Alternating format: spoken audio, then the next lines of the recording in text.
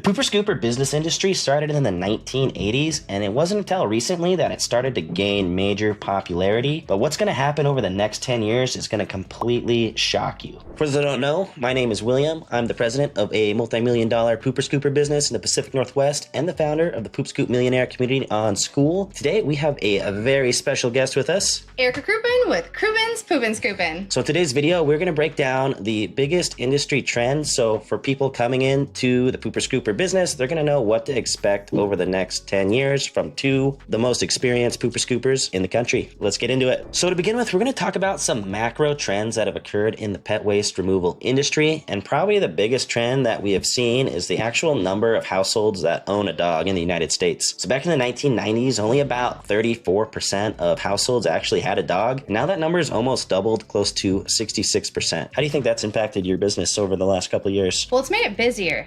We've gotten a lot of requests for poop scooping, and it's increased over the years have gone on. And every time if I ask somebody, I'm like, hey, do you have a dog? 9 times out of 10, they have a dog. Yeah, absolutely. We've seen that quite a bit ourselves over on the West Coast. Another thing that I found interesting, I got some stats written down here, is that over the last 10 years, there's been a 30% increase in dogs. But over that same time period, there's been a 145% increase in pet spending. And what's even crazier is there's been almost a 700% increase on Google search volumes for people searching for things like pooper scooper service near me, dog waste removal business. I mean, that continues to grow year over year. Yeah, so when I started my channel, I think it was in 2019. For those that have seen my channel, I was kind of the first one really doing the poop scooping thing, so there wasn't a lot of search volume. And when 2020 hit, the pet economy really started to explode because more people were home, more people were getting dogs because they were home more. I really just see this trend just going up and up and up. Mm-hmm. Yeah, that's probably one of the first things I noticed when we started. So my background's in digital marketing. There's only probably 10 to 20 searches a month for any pooper scooper related search compared to, 1,000 plus for almost any other service, whether that was an electrician or a plumber or anything like that. But I've just seen over the last couple of years that number almost double, even triple for certain keywords. So it's definitely going in the right direction if you're looking to get into the pooper scooper industry. So with the increase in popularity of the pooper scooper business, there's also been an increase in competition with more people getting into the industry. Erica's actually been in business longer than twice as long as we have. So can you talk to us about how that's impacted your business? Yeah, so I started in 2018 and then I started making YouTube videos. And so I do think that I kind of helped the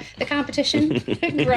Yeah, for sure. Over the years. But I am liking the competition because it helps raise the bar. We all have higher standards now because when you see a company that looks better with their branding, the marketing materials doing better, their fleet looks better, you're going to want to up the standard. And as a business owner, it's lonely. So it's really cool to be able to connect with other local business owners to kind of see what the market is, what's going on, swap stories. Yeah, and one thing I will say about competition is we're probably more so in competition with people that don't even know the service exists rather than the other pooper scoopers out there, because there's a huge chunk of the population that don't even know pooper scoopers are a thing, and when they find out about you, they will literally just sign up with the first company that they hear about. That's a good point. Have you seen that kind of over there as well? Yeah, that's the main thing, is just creating awareness about this business. I really don't try to get super clever and super catchy with what I do. I just want to who we are, what we do, and how to get in touch with us, and then they can make the decision if they want to sign up or not. Yeah, definitely keeping things simple seems to be the way to go. And then as far as competition goes, like in general, most cities will have probably 1 to 5 pooper scoopers, and there's a few national franchises out there as well. But kind of from what I've seen, those national franchises have a hard time competing past being a one-man show because they all have to pay the royalties. They're locked in with pricing in a lot of instances, and because of that, you can go and outcompete them. I mean, a lot of these big guys, they don't even have client onboarding tools because they're worried about selling more franchises rather than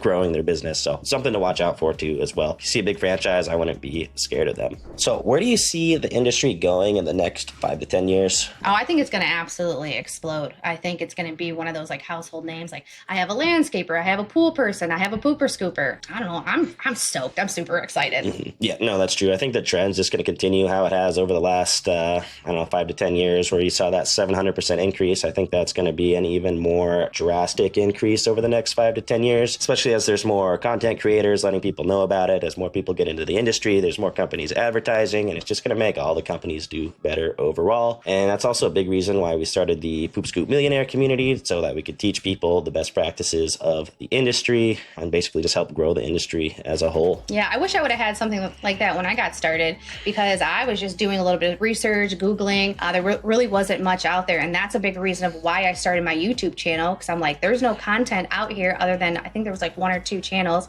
I said, I'm just going to talk about my experiences and see what happens. And so crazy what has happened because I decided to make a couple YouTube videos. Yeah, watching Erica's YouTube videos is actually how we got started ourselves over in the Pacific Northwest. And without her videos, we would have been, I don't know, probably a year behind. I think Levi was literally out, my business partner, scooping rocks in the backyard. He'd throw rocks out in the backyard and he'd time himself to see how long it would take. And we kind of reverse engineered the business that way. So having a resource out there like Erica or our YouTube channel here or the Poop Scoop Millionaire community, like, it's been a game changer for a lot of companies, and it's really accelerated the growth of the industry, like, at large. And it will help people understand that you don't have to charge $10 for a scoop. You can charge a good amount of money to make sure that you're able to sustain your business, and you can make an excellent living.